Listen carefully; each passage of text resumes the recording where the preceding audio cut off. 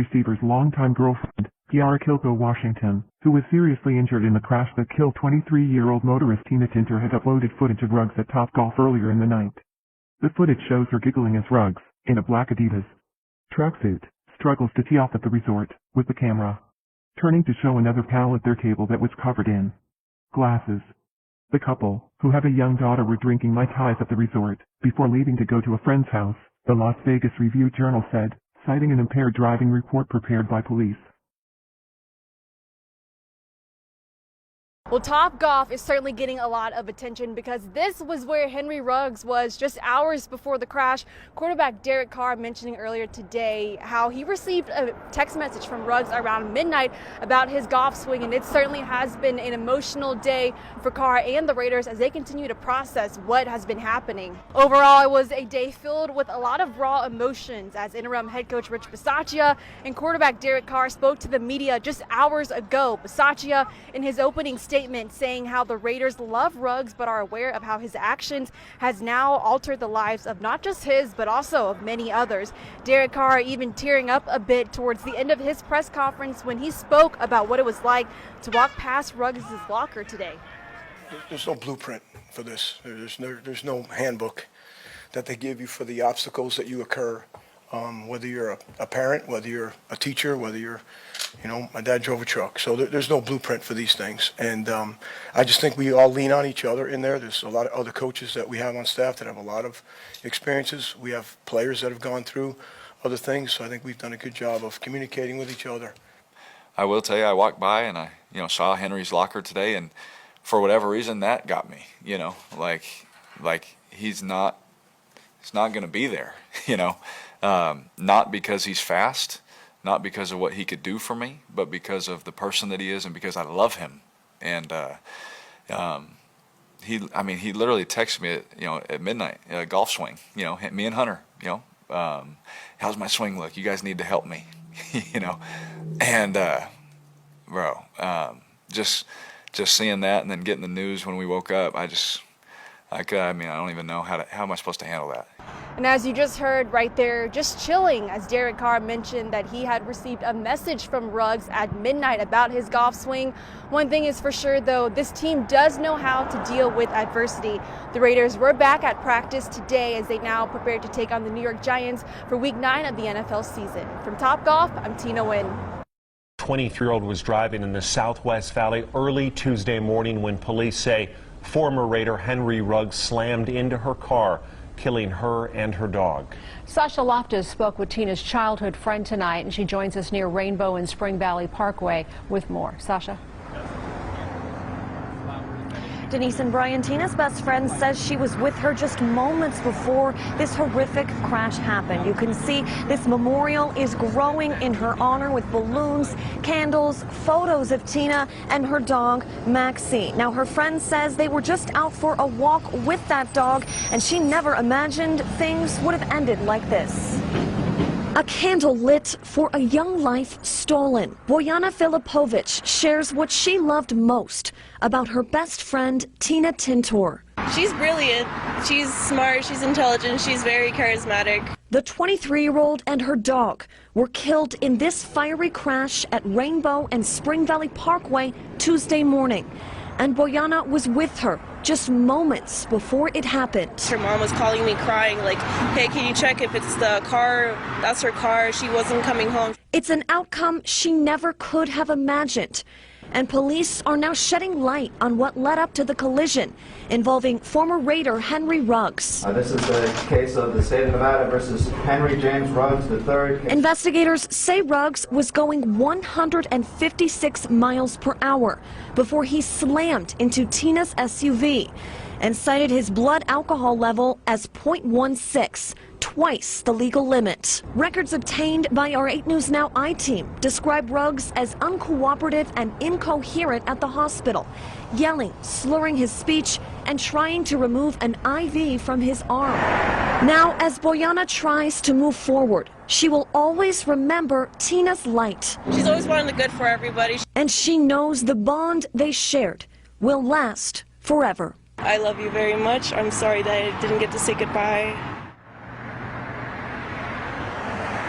Bojana says that Tina immigrated here from Serbia when she was around 5 years old. That's about when the two became friends. She tells us that Tina loved animals. She went to Durango High School and she planned to go into the computer science programming field. Reporting live tonight, Sasha live school now.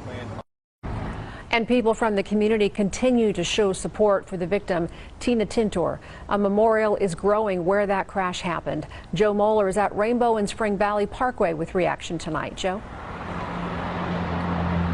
Tintor's home is just a few blocks north of where this crash happened, here at this intersection, and tonight this memorial continues to grow. We just watched a woman get out of her car and drop off some flowers here for Tintor and her family. Many are sending their condolences to her family. He's a football player. He can go as fast as he wants and do what he wants. 23-year-old Tina Tintor was a few streets away from her family's home when she died along with her dog.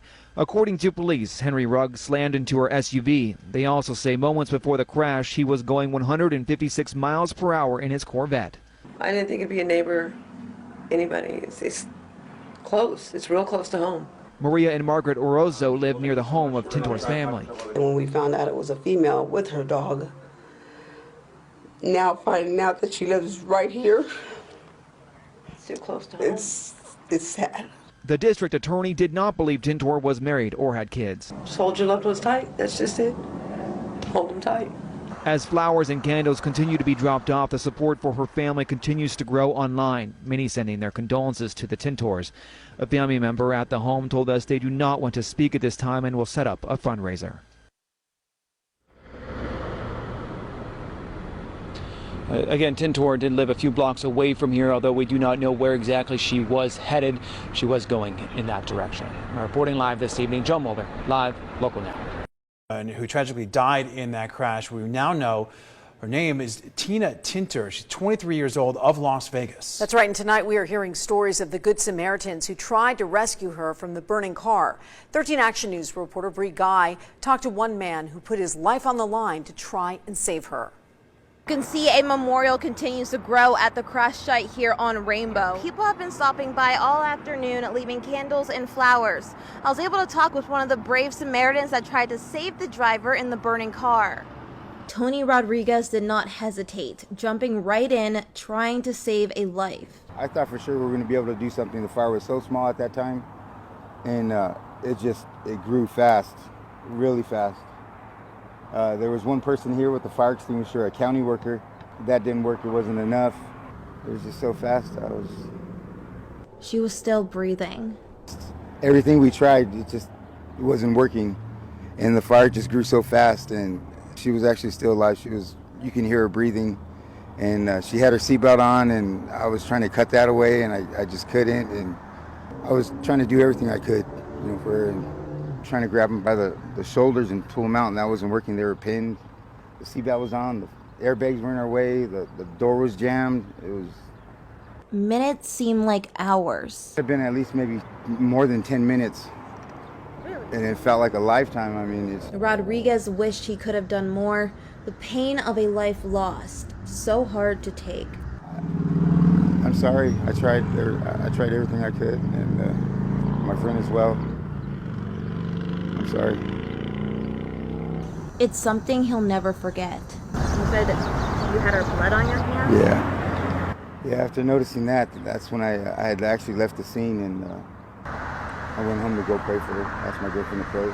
He got released, though? I think so, on bail, $150,000. Must be nice to have all that money. My son wanted to go to the stadium and watch a football game, and I was going to go for a concert next year, and I don't think I'm going to go. So you're permanently going to have just terrible feelings about anything Allegiant, anything Raiders. Yeah. I still haven't slept since the accident. It's just horrific. It's just sad, really sad somebody would be going that fast, and cause that accident like that. Sorry. Tina's dog also died in the crash. We reached out to Tina's family, but right now they say they don't have anything to say at this time. We will continue to update you on this story, both on air and online at our website, ktmv.com. Reporting, I'm Brigay, 13 Action News. Yeah, just an absolutely We met her out here where since last night there have been dozens of candles and flowers that have been placed here, not just by friends and family, but also strangers that wanted to show their support. Now Tina Tintor's friend, the person she spent that evening with, shines a light on who the 23-year-old was. Lighting a candle and saying goodbye to her best friend. Bojana Filipovic is still trying to process what happened early Tuesday morning. We met when we were 5 years old in the same neighborhood that she lives in now. That's where she was heading at. Tina Tintor and Bojana are Serbian immigrants, something that bonded them immediately and turned into a friendship going on 20 years. Monday night into Tuesday morning, they were out late, taking Tina's dog for a walk, like they often do. We always go to parks, walk our dogs, and just hang out and have a good time and just think about like our future. Going to Serbia, we were just talking about going to Serbia together because she was getting her citizenship. Everything was gonna go swell. Tina dropped her friend off at home and was just about a mile from her house when police say Henry Ruggs III, speeding down Rainbow at 156 miles per hour in his Corvette, slammed into Tina's RAV4, sending both cars more than 500 feet down the road. The RAV4 caught fire with Tina and her dog Maxi still inside. Both did not survive. Her mom was calling me crying like, hey, can you check if it's the car? That's her car. She wasn't coming home. She was supposed to wake up at 7 a.m. that day for errands, but she never got home with her dog. The 23-year-old, a Durango High graduate, described by her friend as brilliant, intelligent, and extremely charismatic. She'll give you a shoulder to lean on, and then she'll always just slap sense into you when you're doing something wrong. I love you very much. I'm sorry that I didn't get to say goodbye, and I hope to see you in the next life. And just in the last hour, some more family members came and they placed that photo of Tina and her dog Maxi. Among the mementos there is a bone and tennis ball in honor of Tina's dog. Tina's friend told us that she planned on pursuing a career in computer programming. Reporting live. As we see these fatalities unfortunately happen all too often. And so to hear that someone has such disregard for our community and for our laws, that they're going 156 miles an hour on a residential area, as well as twice over the legal limit for alcohol. It's concerning, and it means that we have a lot of work to do as a community to make sure that we can reduce and eliminate these possibilities of these fatalities from happening. Andrew, I think most people who come to Las Vegas think of it as a party town. There's certainly lots of partying that goes on. Do you think we have a bigger problem of speeding and drunk driving than any other metro area our size? Dave, this is a great question, and it's something that I often get asked when I tell people that I'm responsible for educating, especially Las Vegas and the state of Nevada when it comes to our traffic safety laws. Statistically, we have the same problem as most metropolitan areas. It's not specifically worse because we're Las Vegas. I strongly believe that we're the greatest city in the world and we're the greatest state in our union. We want people to have an incredible time here. We want them to do it safely, and we want to make sure that everyone has the opportunity to get home at the end of the day. But no, Las Vegas specifically, we don't have just as worse of an issue because we are, or the perceptions that we have as a city. For the most part, we're in line, but we have a lot of work to do to get to that ultimate goal of zero. Now, this case getting a lot of attention considering it is a Raiders player, was a Raiders player, now former. Can you break down the numbers for us so we get a better idea of what we're really dealing with here in town? Last night, I lit my 317th candle in this last year. We're now approaching the deadliest year in a decade when it comes to roadway fatalities, and we still have 2 months left this year. But 317 families are going to experience what it's like to, again, have that empty seat at the Thanksgiving table. And as someone who has experienced that personally, I can tell you that there is no worse feeling.